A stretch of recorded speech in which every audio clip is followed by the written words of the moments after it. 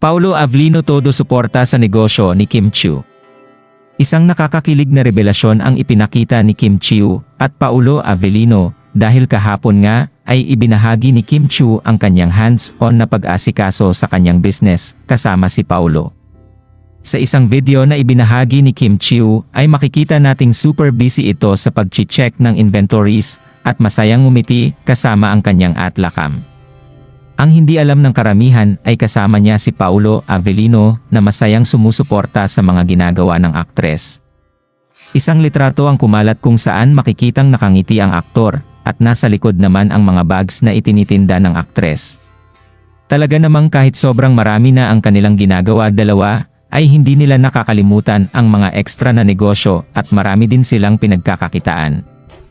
Ayon sa isang fan, isa itong scene na kahit hindi na mag-artista ang dalawa, ay mananatiling abundant ang kanilang pamumuhay.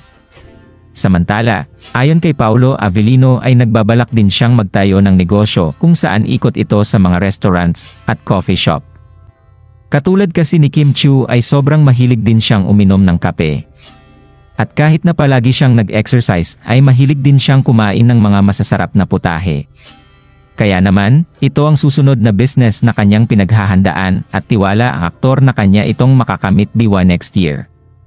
Maraming netizens naman ang humanga sa angking talino na couple ni Kim Chiu at Paulo Avellino. Alam kasi ng dalawa na hindi sila sikat habang buhay, kaya kahit na maraming projects ngayon ay hindi nila nakakalimutan na mag-isip ng mga new incomes. Bagay na ang kanilang mindset at marami silang goals na gustong ma-achieve in the future. Para naman sa iyo, ano kayang swak na negosyo para kina Kim Chiu at Paulo Avellino? Anong masasabi niyo sa balitang ito?